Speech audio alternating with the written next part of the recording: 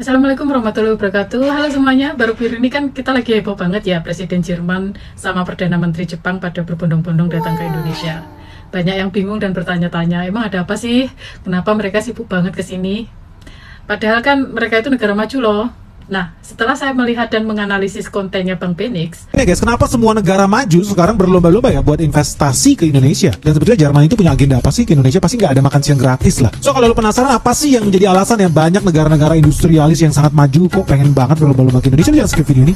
Let's check. Jadi resmi teman-teman ya, negara Jerman itu membidik investasi mereka selanjutnya itu ke Indonesia, khususnya investasi di bidang energi terbarukan. Dan bukan cuma investasi di bidang energi, negara Jerman juga pengen investasi ke mobil listrik. So udah resmi nih guys, pertanggal 15 Juni kemarin, Indonesia sudah menandatangani perjanjian terkait pertumbuhan ekonomi dan pembangunan pembangkit listrik buat mempercepat transisi energi bersih di Indonesia. Investasinya lebih dari 13 triliun. Nah, investasi ini datang dari negara Jerman guys. Breakdownnya itu 400 juta euro atau sekitar 8 triliun datang dari Bank Pembangunan Jerman. Lalu sisanya ada 302 juta dolar Amerika Serikat atau sekitar 5,3 triliun rupiah. Ini khusus untuk pembangunan pembangkit listrik terbarukan, termasuk jaringan listrik. Ini udah resmi ditandatangani perjanjiannya antara PLN dengan KfW dari Jerman untuk mempercepat transisi energi bersih di Indonesia guys. saya coba nih persingkat dan permudah bahasanya ya, biar kita semua lebih cepat paham dan nggak pusing. Jadi begini guys, jawabannya itu sebenarnya gampang dan simple kok guys. Karena sekarang Indonesia itu lagi jadi rebutan besar dunia. Kenapa bisa begitu? Ada 3 alasan utamanya. Pertama, pasar yang sangat besar. Indonesia itu pasar nomor 1 di Asia Tenggara. Penduduk banyak, ekonomi tumbuh bagus, jadi pasti butuh banyak kendaraan. Mereka nggak mau ketinggalan dong. Kedua, pusat mobil listrik masa depan. Sekarang kan zamannya EV atau mobil listrik nih. Nah, bahan baku utamanya itu seperti nikel, kan banyak banget di Indonesia. Makanya mereka berebut mau bangun pabrik dan investasi besar-besaran di Indonesia. Ketiga, posisi Indonesia sudah berubah. Dulu mungkin kita yang cari mereka buat minta investasi, tapi sekarang giliran mereka yang cari kita. Nah, ini yang mau saya tekankan guys. Sering dengar kan netizen Malaysia tuh bilang, wah investor banyak yang lari ke Malaysia lah, Malaysia maju lah. Tunggu dulu, coba lihat faktanya.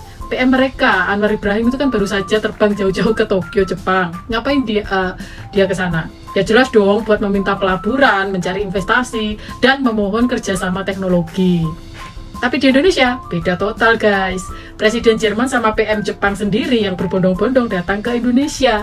Mereka yang cari kita. Itu juga udah tanda tangan MOU bisnis buat invest Indonesia, nilainya sampai 400 triliun guys. Bidangnya macam-macam nih, ada hubungan dengan produksi metanol, pupuk, pengembangan lapangan gas, semiconductor, beauty partnership, bahkan sampai ke teknologi geopower plant lah, jadi energi gas bumi ya. So begitu banyak sih sebetulnya MOU yang udah dibikin sama Jepang karena mereka pengen dan wajib memang investasi di Indonesia karena negara mereka juga udah makin nyungsep guys. Penduduknya hobinya bukan beranak lagi, tapi penduduknya malah hobi nonton anime. Ujung-ujungnya apa, populasi penduduk mereka makin nyungsep. Negaranya bentar lagi lu nggak bisa lihat lah pertumbuhan ekonomi di sana gimana bisa bertumbuh ekonominya, penduduknya aja makin berkurang. Akibatnya mereka harus secepat mungkin investasi ke negara-negara berkembang yang masih hobi bikin anak kayak di Indonesia. Tapi pertanyaan pentingnya ya, kenapa dua industri raksasa otomotif dunia itu kok berlomba-lomba ya mendekat ke Indonesia? Karena memang faktanya kalau lu lihat ya di tahun 2025 aja ya, ranking 1 penjualan mobil di dunia itu ada Toyota. Itu ada 4,7 juta mobil laku nih di tahun 2025 sampai bulan Juni. Lalu ada Volkswagen di peringkat 2 di 2,3 juta unit. Peringkat 3 ada Ford 2 juta unit. Peringkat 4 ada BYD di 2 juta unit. Peringkat 5 ada Hyundai di 1,9 juta unit. Nah, dari layar kaca lu teman-teman udah bisa lihat lah, peringkat 1 Toyota, peringkat 2 Volkswagen, ya udah pemegangnya juara 1 dan juara 2 ya Jepang dan Jerman. Nah, tapi kenapa sekarang mereka berlomba-lomba ke Indonesia? Simpel, kalau zaman dulu lu lihat list penjualan mobil terlaris itu isinya ya Jepang, Jerman, Amerika, Jepang, Jerman, Amerika. Sekarang apa yang terjadi? Ternyata dua raksasa otomotif dunia sekarang ini makin lama makin ditinggalkan. Kenapa bisa tertinggal? Karena sekarang bisnis mobil otomotif di dunia ini perlahan-lahan dilindas guys mereka semua sama perusahaan Cina. Mereka yang mau investasi besar-besaran di negara kita. Itu tandanya apa? Tandanya posisi tawar kita sekarang udah kuat banget. Kita yang punya barang berharga, makanya mereka yang berebut mau ambil bagian. Jadi intinya guys, kedatangan mereka itu bukti nyata kalau negara kita itu makin dihargai dan diperhitungkan di mata dunia. Bukan cuma soal budaya, batik, atau alam lain lagi ya.